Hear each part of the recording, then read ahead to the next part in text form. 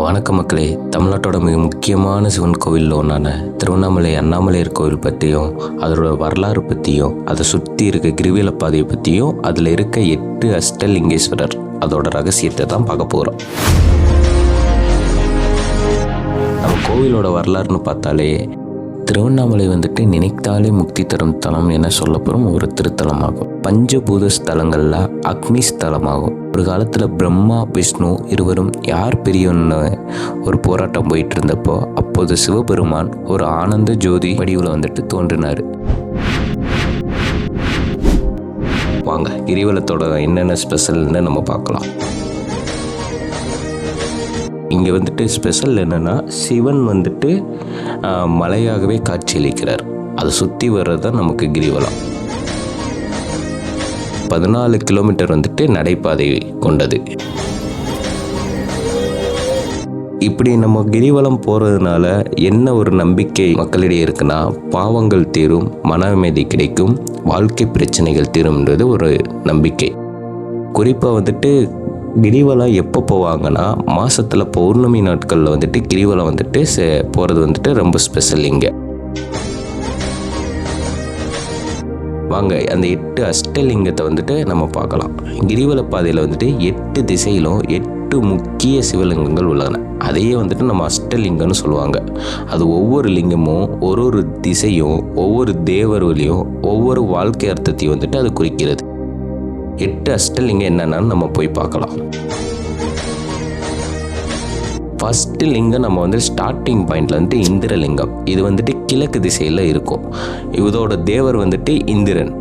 இதோட சிறப்பு என்னன்னா, நீண்ட ஆயுளையும் வெற்றி மற்றும் புகழையும் தர இந்திரலிங்கம்னு சொல்லுவாங்க. இது கிரிவலம் தொடங்குற இடத்துல இருந்து இந்திரலிங்கம் இருக்கு. அதுக்கப்புறம் நம்ம கொஞ்சம் அப்படியே இந்த க்ரௌடில் நம்ம நடந்து போகிற வெளியிலேயே சின்ன சின்ன கோபுரங்கள், விநாயகர் சிலை, அங்கங்கே வழிபாடுகள், அப்புறம் பாட்டு, சிவன் பாட்டு எங்கே பார்த்தாலும் நம்ம காதில் ஒழிச்சுக்கிட்டே இருக்கு. அது ஒரு ஸ்பெஷலாக இருந்துச்சு. நம்ம போனது வைகாசி விசாக அன்னைக்கு போனனால ஆயிரக்கணக்கான பக்தர்கள் அந்த 14 கிலோமீட்டர் ரேஞ்சுக்குமே இருந்ததுனால நமக்கு இன்னும் கொஞ்சம் பார்க்கறதுக்கு ரொம்ப அழகாக இருந்துச்சு. செகண்ட் லிங்கம் அக்னி லிங்கம். இது தென்கிழக்கு திசையில் அமைஞ்சிருக்கு. இதோட தேவர் அக்னின்னு சொல்லுவாங்க. இதோட அருள் என்னன்னு சொன்னாங்கன்னா, நோய்கள் நீங்கும், அது ஒரு நம்பிக்கை. அப்புறம் மன அமைதி கிடைக்கும். தீய கர்மங்களை அழிக்கும் சக்தி கொண்டது இந்த அக்னி லிங்கம்னு இங்கே பேசப்படுகிறது. மூணாவது லிங்கம் நமக்கு யமலிங்கம் தெற்கு திசையை நோக்கி அமைஞ்சிருக்காரு. அதோட தேவர் யமதர்மர். அதோட அருள் நீங்கள் பார்த்தீங்கன்னா ஆயுள் அதிகரிக்கும், பயம் அகலும். அந்த ஒரு பேசிக் வச்சுட்டு இந்த யமலிங்கம் தெற்கு திசையை நோக்கி அமைஞ்சிருக்கு. 4வது லிங்கம் நிருதி லிங்கம். இது தென்மேற்கு திசையை பார்த்து அமைஞ்சிட்டு இருக்கு. இதோட அருள் தடைகள், ஒரு நல்ல விஷயம் ஆரம்பிக்கிறேன்னா ஏதாவது தடைகள் வந்துச்சுன்னா அந்த தடைகள் நீங்கும், குடும்ப சிக்கல்கள் தீரும். அவங்க இந்த நிருதி லிங்கத்தை ஸ்பெசிஃபிக்காக வழிபட்டு போவாங்க.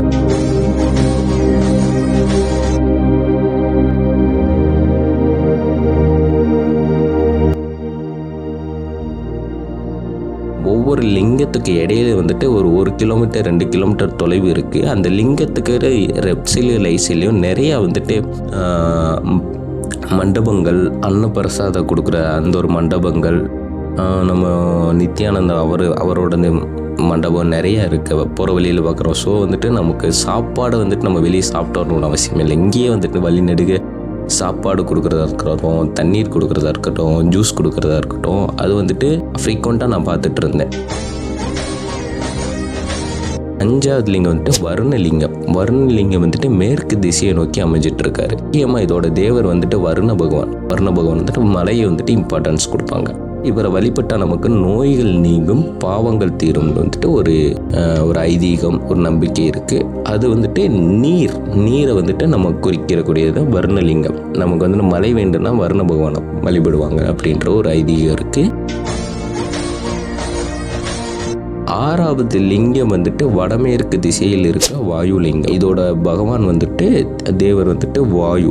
இது வந்துட்டு எதோட சம்மந்தப்பட்டு இதோட அருள் சொல்லப்படுதுன்னா உடல் ஆரோக்கியம், சுவாச பிரச்சனைகள் இருக்கவங்க வந்துட்டு இந்த வாயு லிங்கத்தை வந்துட்டு நம்ம வழிபடுவாங்க. நம்ம மூச்சு அந்த சம்மந்தமாக ஏதாவது இஷ்யூ இருக்குது அப்படின்ட்டு இந்த வாயு லிங்கத்தை வந்துட்டு ஸ்பெசிஃபிக்காக வழிபட்டுட்டு போவாங்க. பொதுவாக வந்துட்டு இந்த லிங்க வழிபாடு நம்மளோட கிரிவலம் போகிறதுல வந்துட்டு நம்ம அந்த 14 கிலோமீட்டர் நடக்கிறதே வந்துட்டு என்ன சொல்கிறதுனா தூரம் 14 கிலோமீட்டராக நம்ம ஒரு தயக்கத்திலே ஆரம்பிப்போம். ஆனால் நம்ம நடக்க ஆரம்பித்ததுலேருந்து நம்ம ஒவ்வொரு கிலோமீட்டர் நம்ம கடக்கிறது வந்துட்டு நமக்கே தெரியாது. ஏன்னா நமக்கு ஒரு சின்ன வயசு குழந்தையிலேருந்து வயசான பாட்டி முடியாதவங்க கை குழந்தை தூக்கிட்டுலாம் வந்துட்டு ஃப்ரீக்வெண்ட்டாக நடந்துட்டு இருக்காங்க. ஆயிரக்கணக்கான பக்தர்கள் ஒரு நம்பிக்கையிலும் ஒரு எதிர்பார்ப்புலையும் அந்த அண்ணாமலையார் மேலே ஒரு பக்தியிலும் வந்துட்டு வழிநெடுக நடந்து வர்றது வந்து நமக்கு ஒரு பார்க்குறதுக்கே ஒரு வந்துட்டு கொடுத்து வச்சிருக்கணும்னு தான் சொல்லுவேன்.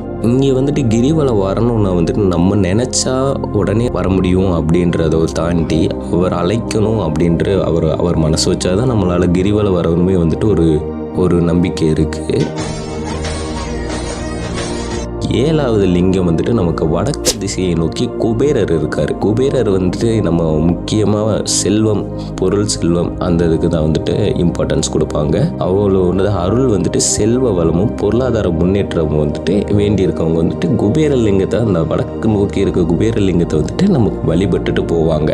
அப்புறம் வந்துட்டு 8வது லிங்கம், இவர் தான் வந்துட்டு மெயின் லிங்கம், ஈசானிய லிங்கம். இந்த ஈசானிய லிங்கம் போகிற வழியில் வந்துட்டு நம்ம பார்க்கையில் நமக்கு அந்த அருணாச்சல அந்த மலை வந்துட்டு நமக்கு அந்த நம்ம முழு பௌர்ணமி அந்த வெளிச்சத்தோட அப்படி அழகாக வந்துட்டு அந்த ஈசானிய லிங்கம் போகிற வழியில் நம்ம பார்க்குற வடகிழக்கு திசை, இது வந்துட்டு ஒரு ஆன்மீக வளர்ச்சிக்கு ஒரு ஞானம் கொடுக்கக்கூடிய ஒரு லிங்கமாக வந்து நமக்கு வந்துட்டு இந்த ஈசானிய லிங்கம் இருந்துச்சு. கிரிவல பாதை வந்துட்டு நிறைவு, இந்த இடத்துல வந்துட்டு நிறைவு பெற்றுட்டு நமக்கு அங்கேருந்து வேலூர் பஸ்ஸுக்கு போகிறது, சென்னை பஸ்ஸுக்கு போகிறவங்க வந்துட்டு சென்னையிலேருந்து கிளாம்பக்கத்துலேருந்து நம்ம திருவண்ணாமலைக்கு பஸ் வந்துட்டு அங்கே பஸ் ஸ்டாண்ட் மெயின் புது பஸ் ஸ்டாண்ட்லேருந்து ஆட்டோ மூலியமாக வந்துட்டு நான் ராஜகோபுரத்துலேருந்து தான் வந்துட்டு நம்ம இந்த கிரிவலை வந்துட்டு நான் ஸ்டார்ட் பண்ணேன்.